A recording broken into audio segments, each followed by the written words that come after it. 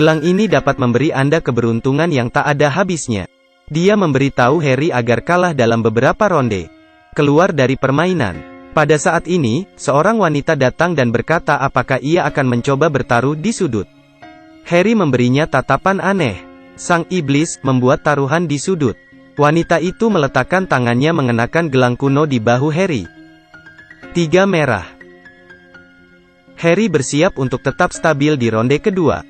Pertama ia bertaruh pada sepertiga chip yang baru saja dia menangkan. Wanita itu menyuruhnya untuk mempertaruhkan semuanya. Lagi pula dia tidak punya apa-apa. Harry ragu-ragu untuk beberapa saat dan memutuskan untuk mempertaruhkan semuanya. Manik-manik itu berputar. Wanita itu menyentuh Harry secara tidak sengaja. Dia menekannya lagi. Menurut Harry itu agak aneh. Wanita itu menyuruhnya melakukannya lagi. Apa katamu? Hitam 10. Harry sedikit bingung, tapi dia memilih untuk mempercayainya. Semua chip disimpan di 10. Wanita itu memegang tangan Harry secara langsung. Ketika pelayan hendak mentransfer manik-manik, perhatiannya tertuju pada tawa seorang wanita. Terjatuh dari tangannya, dia buru-buru menangkapnya dan memutar manik-manik lagi. Manik itu jatuh di nomor 10 lagi. Harry sangat senang dan membawa gadis itu kembali ke kamar. Saat bangun keesokan harinya, dia sendirian di tempat tidur. Dan tangan kirinya memakai gelang misterius itu. Dia tidak bisa melepasnya. Saat ia membalikan kepalanya, dia melihat kata-kata, "Semoga berhasil," di cermin. Harry adalah seorang detektif. Pada saat ini, ia menerima kasus pembunuhan. Dia menuju ke sana. Sebuah derek di jalan di depannya sedang mengambil kargo. Tiba-tiba seekor kucing berlari ke tengah jalan. Harry buru-buru menginjak rem dan muatannya baru saja jatuh. Dia sangat beruntung. Tapi saat ini dia tidak tahu itu apakah karena gelang. Harry bergegas ke tempat pembunuhan untuk melihatnya. Orang yang tewas itu adalah bos yang ada di tempat kemarin. Dia menemukan pria yang membalik manik-maniknya kemarin. Setelah pertanyaan yang sulit sekarang dia tahu. Bos yang tewas pernah menyinggung seorang pria bernama Gray. Harry akan kembali ke kantor polisi. Tapi dia melihat kerumunan di jalan. Ini adalah gelang yang bisa membawa keberuntungan tak terbatas. Dapat membuat Anda menang setiap saat. Setiap kejahatan berubah menguntungkan. Tetapi sementara Anda beruntung, orang-orang di sekitar Anda mungkin tidak beruntung. Seorang gadis sedang mengendarai sepeda ke sekolah. Seseorang di sisi jalan mundur dan secara tidak sengaja melirik koran. Kemudian layar berubah dan Harry bergegas ke rumah sakit. Itu adalah putri Harry yang ditabrak mobil. Untungnya, dia tidak terluka parah. Wanita itu datang sebelum malam. Dia memberitahu Harry bahwa kamu dalam bahaya sekarang. Saya tahu Anda orang baik, jadi saya memberi Anda gelang itu. Pemakai gelang akan mendapat banyak keberuntungan.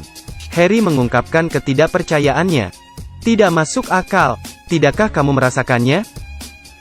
Keberuntungan datang dengan harga yang sesuai. Kasus di sini telah diselesaikan, dan dipastikan bahwa tersangkanya adalah Gray. Gray bersiap untuk melarikan diri dari pelabuhan. Tapi asistennya menggagalkan rencananya, jadi Gray lari dengan kapal yang lain. Harry dan asistennya juga mengendarai perahu motor untuk mengejarnya. Cahaya terlalu redup di malam hari, Harry langsung menabrak kargo dan terbalik. Asistennya tenggelam di bawah air. Kaki Harry juga terjerat tali. Hanya tangan dengan gelang yang keluar dari air. Seorang pria botak memegang pisau siap untuk memotongnya. Tiba-tiba ada api di kapal seberang. Kerumunan berseru dan pria botak itu mendongak. Harry baru saja melepaskan diri dari tali dan menyambar parang darinya. Pada saat ini, suara seruling terdengar dan keduanya melarikan diri dengan perahu. Dia menyelam ke dalam air dan menyelamatkan asistennya. Menyentuh gelang. Dia merasa aneh dengan apa yang baru saja terjadi. Gray harus memiliki visa jika dia ingin meninggalkan negara itu. Harry menemukan bahwa pria berjanggut itu akan menipu. Pria ini memasang kartu di jalan. Harry tahu bahwa hal itu untuk membuat rumit. Tidak akan membiarkan Anda menebak dengan mudah. Dia ingin mencoba kekuatan gelang. Kartu terus berganti, Harry memilihnya dengan santai, dia menang. Pria berjanggut itu sedikit tidak puas. Sekali lagi. Dia menang 4 kali. Ya, bagaimana? Harry setuju, menekan tangannya lagi, dan menang lagi. Pria berjanggut itu berpikir hal itu luar biasa. Satu permainan lagi.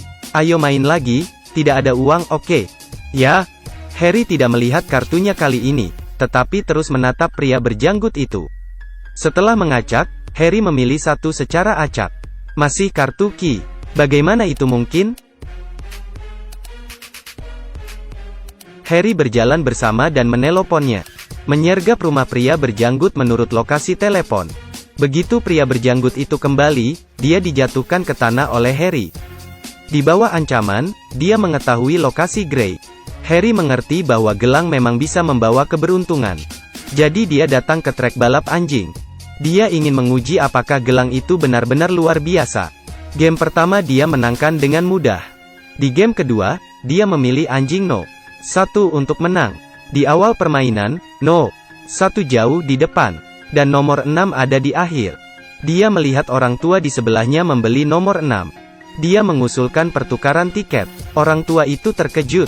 Saya membeli nomor 1. Oke.